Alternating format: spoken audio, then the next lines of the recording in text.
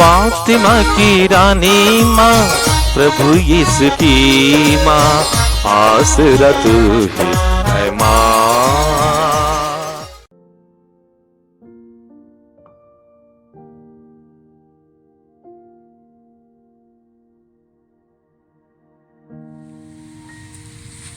पहला पाठ गणना ग्रंथ अध्याय 24 पद संख्याएं 2 से 7, 15 से 17 तक। बिलआम ने अपनी आंखें ऊपर उठाई और इस्राएलियों को देखा जो अपने अपने वंश के अनुसार शिविर डाल चुके थे। ईश्वर का आत्मा उस पर उतरा और वह अपना यह काव्य सुनाने लगा। यह बाओर के पुत्र बिलआम की भविष्यवाणी है। यह उस मनुष्य की भविष्यवाणी है जो रहस्य देखता है। यह उसकी भविष्यवाणी है जो ईश्वर के वचन सुनता और आत्मा से आविष्ट होकर सब शक्तिमान के दर्शन करता है। हे याकूब, तुम्हारे तंबू कितने सुंदर हैं। हे इस्राएल, तुम्हारे निवास कितने रमणीय हैं। वे घाटियों की तरह फैले हुए हैं, नदी के किनारे उद्यानों की तरह, ईश्वर द्वारा लगाए अगरु वृक्षों की तरह, जल स्रोत के निकट के देवदारों की तरह। इस्राएलियों के पात्र जल से भरे रहेंगे। उनके बोए हुए खेतों की भरपूर सिंचाई होगी। उनका राजा आगाग से भी महान होगा और उसका राजाधिकार बढ़ाया जाएगा। इसके बाद बिलआम ने फिर कहा, यह बाओर के पुत्र बिलआम की भविष्यवाणी है। वह उस मनुष्य की भविष्यवाणी है जो रहस्य देखता है। यह उसकी भविष्यवाणी है जो ईश्वर के वचन सुनता और आत्मा से आविष्ट होकर सब शक्तिमान के दर्शन करता है। मैं उसे देखता हूँ किंतु वर्तमान में नहीं। मैं उसके दर्शन करता हूँ किंतु निकट से नहीं। याकूब के वंश में एक तारे का उदय होगा। इस्राएल के वंश में एक राजा उत्पन्न होगा। वह मोआब के कनपटियों को और सेत के पुत्रों का कपाल चूर चूर कर देगा। यह प्रभु की वाणी है। ईश्वर को धन्यवाद। भजन अनुवाक्य। हे प्रभु, तू मुझे अपने पथ बता। हे प्रभु, तू मुझे अपने पथ बता। हे प्रभु, तू मुझे अपने मार्ग सिखा। तू मुझे अपने पथ बता। मुझे अपनी सच्चाई के मार्ग पर ले चल और मुझे शिक्षा देने की कृपा कर, क्योंकि तू ही मेरा ईश्वर और मुक्तिदाता है। अनुवाक्य। हे प्रभु, तू मुझे अपने पथ बता। हे प्रभु, तू मुझे अपने पथ बता। हे प्रभु, अपनी करुणा और दयालुता याद कर जो अनंत काल से बनी हुई है। हे प्रभु, अपनी दयालुता और भलाई के अनुसार तू मेरी सुध लेने की कृपा कर। अनुवाक्य। हे प्रभु, तू मुझे अपने पथ बता। हे प्रभु, तू मुझे अपने पथ बता। प्रभु भला और न्यायी है। वह पापियों को मार्ग पर लाता है। वह दीनों को सन्मार्ग पर ले चलता और पद दलितों को अपना मार्ग बताता है। अनुवाक्य। हे प्रभु, तू मुझे अपने पथ बता। हे प्रभु, तू मुझे अपने पथ बता। जय घोष। हालेलुया। हे प्रभु, हम पर दया प्रदर्शित कर और हमें मुक्ति प्रदान कर। हालेलुया। प्रभु आप लोगों के साथ हो और आपकी आत्मा के साथ। संत मत्ती के अनुसार प्रभु यीशु ख्रिस्त का पवित्र सुसमाचार। हे प्रभु तेरी महिमा हो।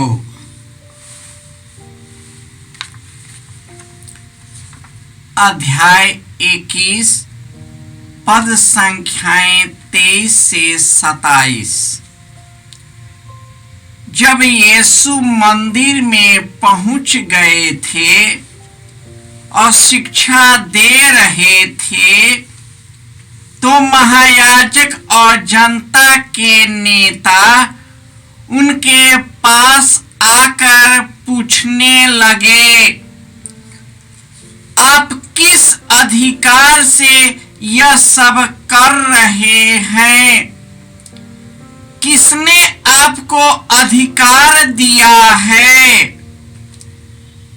यीशु ने उन्हें उत्तर दिया, मैं भी आप लोगों से एक प्रश्न पूछना चाहता हूं। यदि आप मुझे इसका उत्तर देंगे तो मैं भी आपको बता दूंगा कि मैं किस अधिकार से यह सब कर रहा हूं। यूहन्ना का बपतिस्मा कहाँ का था? स्वर्ग का अथवा मनुष्य का? वे यह कहकर आपस में परामर्श करने लगे, यदि हम कहें स्वर्ग का तो वह हमसे कहेंगे, तब आप लोगों ने उसमें विश्वास क्यों नहीं किया? यदि हम कहें मनुष्य का तो जनता से डर है, क्योंकि सब यूहन्ना को नबी मानते हैं। इसलिए उन्होंने यीशु को उत्तर दिया, हम नहीं जानते। इस पर यीशु ने कहा, तब मैं भी आप लोगों को नहीं बताऊंगा कि मैं किस अधिकार से यह सब कर रहा हूं। यह प्रभु का सुसमाचार है। हे क्रिस्त तेरी स्तुति हो। ख्रिस्त में प्यारे भाइयों और बहनों, जो ईश्वर का वचन सुनता है और उनके अनुरूप जीवन जीता है, पवित्र आत्मा से आविष्ट होकर सर्वशक्तिमान ईश्वर का दर्शन करता है, वह सब कुछ से भरपूर रहता है। वह दुख, दर्द, बीमारी, परेशानी, खतरों और मृत्यु से नहीं घबराता, क्योंकि ईश्वर उसका हाथ थाम लेता है और उनकी हड्डियों की रक्षा करता है। परंतु जो इस संसार से संलिप्त है, वह सब कुछ रहते हुए भी जीवन गंवा देता है। महायाजक और जनता के नेता केवल इस संसार के चीजों में ही संलिप्त है। इनकी प्राप्ति के लिए वे ईश्वर को भी दांव पर लगा देते हैं। वे न ईश्वर को प्यार करते हैं, न ईश्वर को जानते हैं। वे अपनी इच्छा पूर्ति को ही ईश्वर मान बैठते हैं और ईश्वर के नाम पर लोगों पर भारी बोझ लाद देते हैं और उन पर शोषण और अत्याचार करने लगते हैं। यही कारण है कि उन लोगों ने प्रभु यीशु में विश्वास नहीं किया। उन लोगों ने यीशु से पूछा, आप किस अधिकार से ये सब करते हैं और आपको किसने यह अधिकार दिया है? प्रभु यीशु ने उनसे कहा, यदि तुम मेरा जवाब दे दोगे तो मैं इसका जवाब दूंगा। परंतु वे प्रभु यीशु के सामने टिक नहीं पाए। आज के संसार में जो अधिकारी हैं वे ईश्वर से कोसों दूर है। वे संसार के चीजों में संलिप्त होकर देश और लोगों को चलाते हैं जो ईश्वर के मार्ग से भटके हुए हैं। यही कारण है कि मनुष्य दुख झेलता है। मनुष्य के कारण दुख झेलता है। अतः हमें इस आगमन काल में अपने आप को शुद्ध करने की जरूरत है।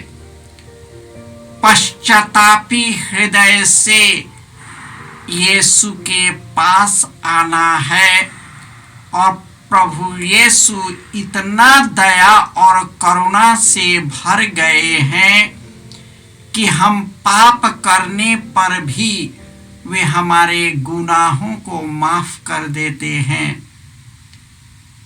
प्रभु यीशु लटकते हुए प्रभु यीशु मरते हुए प्रभु यीशु ने अपने दुश्मनों को इस प्रकार माफ किया, हे पिता इन्हें क्षमा कर कि ये नहीं जानते हैं कि ये क्या कर रहे हैं। प्रभु ने एक विशाल उदाहरण संसार के सामने प्रस्तुत किया जो ईश्वर होकर मनुष्य के द्वारा मारा गया और मनुष्य को बेशर्त माफ किया। आज प्रभु यीशु हमारे हृदय में प्रवेश करने के लिए लालायित हैं। यदि हम पश्चातापी हृदय से यीशु के पास आएंगे, यीशु सदा हमारे अंदर निवास करेगा। वह अपनी आत्मा को हम में प्रकट कर देगा, जो हमारे ईश्वर के रहस्य और स्वर्ग के रहस्य को भी वह बताएगा। हमें अपने आप को शुद्ध करना है, मलिन से शुद्धिकरण करना है, ताकि हम शुद्ध मन से एक दूसरे की सेवा करते हुए प्रभु यीशु की सेवा कर पाए।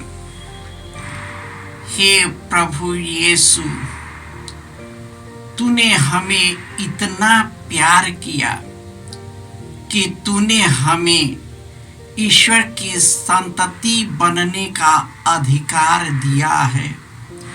हे प्रभु यीशु, हम पापी हैं, अपने पापों के कारण दुखी रहते हैं।